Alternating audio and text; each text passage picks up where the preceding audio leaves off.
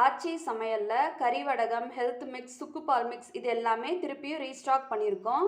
வேணுங்கிறவங்க order place பண்ணிக்கோங்க. டிஸ்கிரிப்ஷனில் வாட்ஸ்அப் நம்பர் கொடுத்துருக்கேன். இன்னைக்கு ஆச்சி சமையல்ல மாங்காய் சீசன் வந்துருச்சு. அதுக்கேற்ற மாதிரி சூப்பரான மாங்காய் ஊறுகாய் ரெசிபி வந்து பார்க்கலாம். இந்த மாங்காய் ஊறுகாய் 2 வருஷம் ஆனாலும் கெடவே கெடாது. நம்ம ஃப்ரிட்ஜுக்குள்ளே வைக்கணும்னு கிடையாது, வெளியிலையும் வச்சுக்கலாம். அடுப்பு பக்கமும் போகாமல் இந்த மாங்காய் ஊறுகாய் ரெசிபி எப்படி செய்கிறதுன்னு பார்க்கலாம். நான் வந்து 3 கிலோ போல் மாங்காய் எடுத்திருக்கேன். இந்த மாங்காய் ஊறுகாய் வந்து 1 கிலோ வச்சு எப்படி செய்கிறதுன்னு அளவும் சொல்கிறேன். நான் வந்து 3 கிலோ செய்கிறேன், அதனால் ரெண்டுக்குமே நான் அளவு சொல்கிறேன். 3 கிலோ போல் மாங்காய் எடுத்திருக்கேன். இந்த மாங்காய் எல்லாமே எங்கள் வீட்டிலே வளர்ந்தது. இதை நல்லா கழுவிட்டு காட்டன் துணியில் ஈரம் போக நல்லா தொடச்சி எடுத்துடலாம். தொடச்சி எடுத்த மாங்காவை ஃபேனுக்கு கீழே வச்சுருங்க. இது 1 மணி நேரம் போல் ஈரமே இல்லாமல் நல்லா காயட்டும். ஏன்னா மாங்காய் ஊறுகாய் ஈரமாக இருந்துச்சு அப்படின்னா சீக்கிரம் கெட்டு போயிடும்.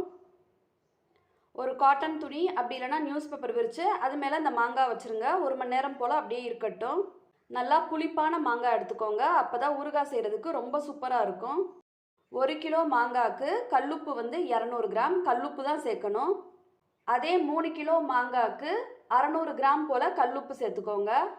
அடுத்து 1 கிலோ மாங்காய்க்கு கடுகு வந்து 200 கிராம். அதே 3 கிலோவுக்கு வந்து 600 கிராம் கடுகு. 1 கிலோ மாங்காவுக்கு 200 கிராம் போல் தனி மிளகாய்த்தூள். அதே 3 கிலோவுக்கு வந்து 600 கிராம் போல் தனி மிளகாய்த்தூள். 1 கிலோ மாங்காய்க்கு 2 ஸ்பூன் வெந்தயம். 3 கிலோ மாங்காய்க்கு 6 ஸ்பூன் வெந்தயம்.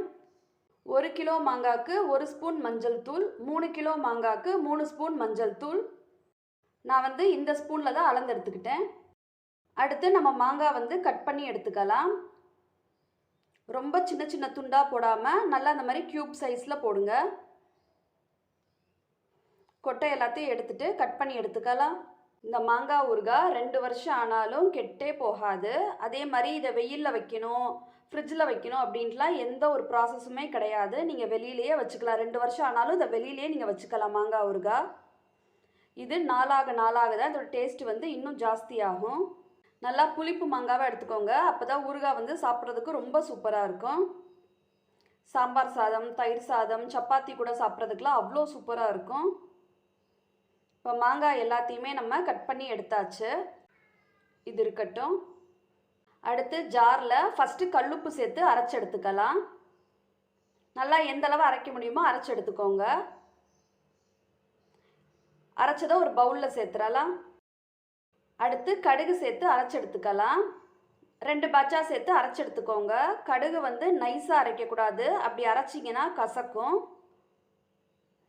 கொரன்னு அரைச்சி எடுத்துக்கோங்க. அதையும் பவுலில் மாற்றிடலாம். அடுத்து வெந்தயம் சேர்த்து அரைச்சி எடுத்துக்கோங்க. அதையும் கொரப்பாக தான் அரைச்சி எடுத்துக்கணும். அரைச்சதை பவுலில் சேர்த்துடலாம். அடுத்து நம்ம வச்சுருக்க மஞ்சத்தூள் சேர்த்துக்கோங்க. அடுத்து தனி மிளகாய் தூள் சேர்த்துக்கலாம். நான் வந்து வீட்டில் அரைச்ச தனி மிளகாய் தூள் தான் சேர்த்துருக்கேன். ஏன்னா வீட்டு தூள் தான் ரொம்ப டேஸ்ட்டாக இருக்கும். அப்படி முடியலை அப்படின்னா கடையில் வாங்கி சேர்த்துக்கோங்க. ஆனால் முடிஞ்ச வரைக்கும் வீட்டில் அரைச்சே சேர்த்துக்கோங்க. இது எல்லாத்தையும் நல்லா மிக்ஸ் பண்ணி விட்டுறலாம்.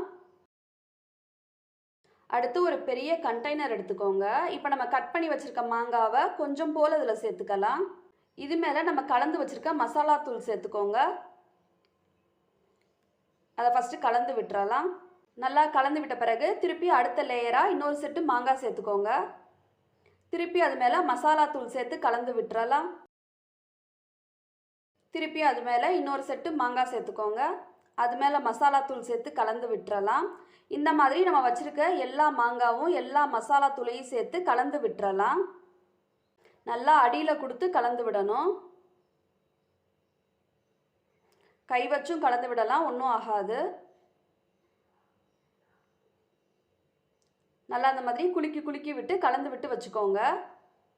மாங்காய் எல்லாமே கலந்து விட்டு ரெடியாக இருக்குது. இப்போ இதில் 1 கிலோவுக்கு வந்து 400 கிராம் நல்லெண்ணெய் சேர்த்துக்கோங்க. நான் வந்து 3 கிலோ மாங்காய் எடுத்துருக்கேன்ல, 1 லிட்டரும் 200 கிராம் நல்லெண்ணெயும் சேர்த்துக்கிறேன். எந்த பிராண்டு நல்லெண்ணெய் வேணாலும் சேர்த்துக்கலாம். ஆனால் நல்லெண்ணெய் நல்லா நிறையாவே சேர்த்துக்கோங்க. ஏன்னா கொஞ்சமாக சேர்த்திங்க அப்படின்னா ஆயில் பற்றாமல் சீக்கிரம் கெட்டு கூட போயிடலாம். முடிஞ்சளவு எண்ணெய் மட்டும் நல்லாவே சேர்த்துக்கோங்க. 3 கிலோவுக்கு 1 லிட்டரும் 200 கிராமும், 1 கிலோவுக்கு 400 கிராம் நல்லெண்ணெயும் சேர்த்துக்கோங்க. நல்லெண்ணெய் சேர்த்தாச்சு. இப்போ இதை லிட் போட்டு க்ளோஸ் பண்ணிடலாம். நான் வந்து இதை காலையில் இந்த ஊறுகாய் செஞ்சு வச்சுருந்தேன். இப்போ அடுத்த நாள் காலையில் இதை ஓப்பன் பண்ணுறேன். பாருங்கள், நம்ம ஊற்றின எண்ணெய் எல்லாமே இப்படி மேலே வந்து நிற்கிது. இதை தொடர்ந்து ஒரு 2-3 நாள் வந்து நல்லா கலந்து விட்டு இதே மாதிரி வைக்கணும். பாருங்கள், எண்ணெய் இந்த மாதிரி மேலே நிறையா இருந்துச்சு அப்படின்னா தான் ஊறுகாவும் நல்லாயிருக்கும், கெட்டும் போகாது. தொடர்ந்து 2-3 நாள் இந்த மாதிரி காலையிலையும் சாயங்காலமும் கலந்து விட்டு வைங்க. இந்த ஊறுகாய் செஞ்சுட்டு 2-3 நாளாக சாப்பிட்ணும் அப்படின்னா அது வந்து உறவு சேராமல் இருக்கும். இது செட் ஆகிறதுக்கு 1 மாதம் இல்லைனா 2 மாதம் எடுக்கும். ஆனால் நாளாக தான் இந்த ஊறுகாய் வந்து நல்ல டேஸ்ட் இருக்கும். இந்த சம்மர் சீசனில் இந்த மாங்காய் ஊறுகாய் ரெசிபியை செஞ்சு ஸ்டோர் பண்ணி வச்சுக்கோங்க.